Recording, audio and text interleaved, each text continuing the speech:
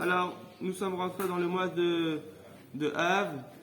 Alors, comme on l'a dit dans les cours précédents, nous avons un problème de réciter la bénédiction de Shechianu pendant cette période. À partir de quand ça commence? Alors, il y en a qui évitent déjà depuis le Shiva Asar Betamuz, depuis le 17 Tammuz. Mais en tout cas, d'après le Gaon Mevilna, ainsi que d'après Rav de Yosef, on peut réciter la bénédiction de Shechianu jusqu'à Rosh Chodesh inclus.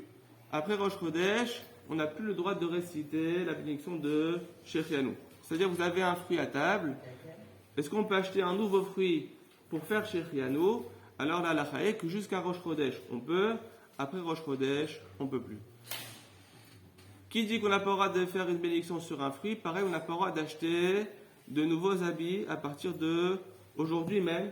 On n'a plus le droit, si ce n'est des choses qu'on a besoin, d'accord, pour le quotidien, que ce soit des sous-vêtements, ou par exemple une personne, d'accord, elle a besoin de chemise, elle n'a pas d'autre chemise, et là elle a un problème, d'accord, dans ce cas-là elle aura le droit d'acheter une chemise. Mais en tout cas, s'il n'y a pas de besoin nécessaire, ou on va dire, d'accord, alors il ne faut pas qu'elle achète. Maintenant, si on fait attention, tout le problème c'est acheter des choses sur lesquelles on fait la bénédiction de Shechianu. Mais des choses sur lesquelles on ne fait pas Shechianu, il n'y aura pas d'interdiction. Je donne un exemple. A priori, une personne qui va acheter des chaussures, est-ce qu'elle a le droit pendant cette période? A priori, oui. Pourquoi? Parce que ce n'est pas une chose sur laquelle on fait Shechianu. Alors voilà, les chemises et sous-vêtements, on ne fait pas Shechianu dessus.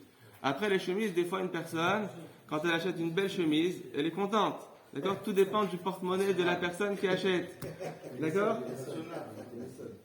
D'accord? Donc, en tout cas, quand il s'agit d'acheter, si c'est une chose qu'on ne fait pas chez Shechianu dessus, il n'y aura pas de problème d'acheter cette chose. Maintenant, pourquoi je vous dis ça?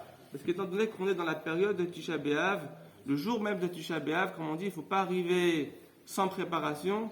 Le jour de Tisha B'Av, on n'a pas le droit de s'occuper de choses qui sont chol, qui sont profanes. On est obligé d'étudier des textes qui sont en lien avec la fête de Tisha B'Av, avec le jour de Tisha B'Av. Alors qu'est-ce qu'il faut faire? Forcément, il nous faut des livres d'études. Si on n'a pas de livre qui parle sur Tisha B'Av, comment on va savoir ce qui s'est passé et comment on va pouvoir faire passer cette journée de Tisha B'Av? Alors il y a une discussion dans les décisionnaires à savoir, est-ce que lorsqu'on achète des livres de Torah, on va réciter la bénédiction de Shechianu? Pourquoi? A priori, c'est une acquisition. On a acheté maintenant un objet. On est content d'avoir pu avoir acheté un livre de Torah. Il nous a coûté 25, 30 euros. D'accord? Donc c'est quand même un coût. Est-ce qu'on va réciter la bénédiction de Shechianu?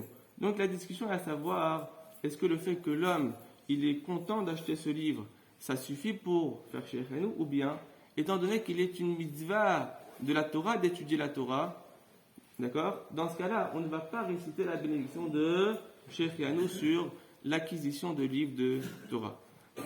En tout cas, aujourd'hui, le minhag est de ne pas faire la bénédiction de Shechianu lorsqu'on achète des nouveaux livres de Torah.